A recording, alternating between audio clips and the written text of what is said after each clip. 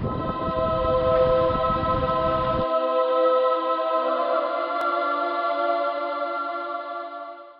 so chapter 4 is from Aphrodite's point of view, and it's just dealing with going into the Vampire High Council chamber thing. There are quite a few things that are revealed in this chapter. Because Darius has done this warrior's oath with Aphrodite, we find out that Aphrodite isn't completely human. And I'm thinking what that means is it's just a way to prove to the High Council that she does still have her visions. And she is, as they call her, a prophetess. So I believe she's still human in the sense that she's gonna live, I would guess, about the same length as a human would.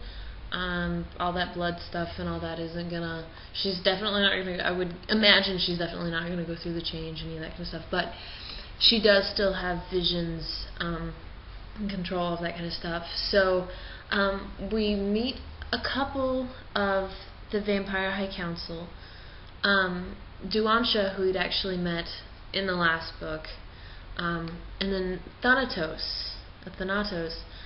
another Greek reference, is the entity that guides souls to death, and that's exactly what she does. She helps Aphrodite realize that she can ask for help. She can and should ask Nyx for help. So when she sees Zoe's body, she decides to place a hand on her body and ask Nyx, can you just show me something, because all of us, we just don't know what to do. And it's interesting how it's worded, because when she says stuff like, you know, I need to prove this, or I need to show them that, or something, nothing happens. But once she says, honestly, it's that everyone else is counting on Zoe, and it means more than what it will do for me. That's when it happens. That's when she gets a glimpse and she finds that Zoe's body really is completely empty. Zoe's soul is not there at all. Not traces of it, nothing. Well, Nefret has been there and all craziness, and she says something, she helps get Aphrodite into the chamber, and she says something like, be careful, because someday you may need my help. And it scares me, because usually when people say stuff like that, it's because they will. And I'm like, I don't want Nefret's help. I don't want anybody to need Nefret's help. I want Nefret to go away forever.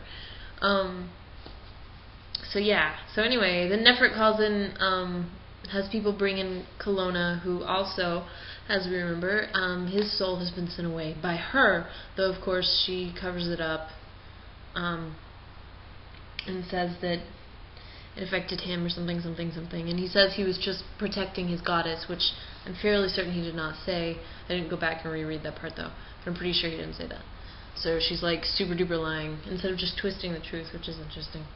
So yeah, so Aphrodite does the whole touch and ask and make it about everyone else instead of just about her, which I'm sure is hard for her, because everything's about her.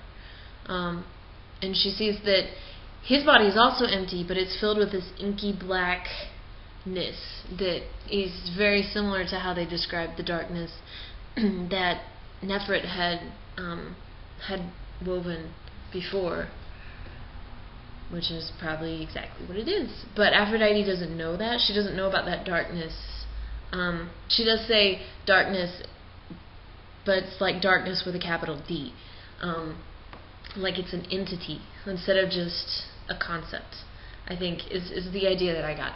So the summer was pretty cool. You get there's some Stark in there, but it's I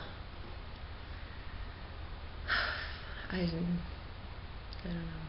This one was kind of intense. The next one is from Zoe's point of view.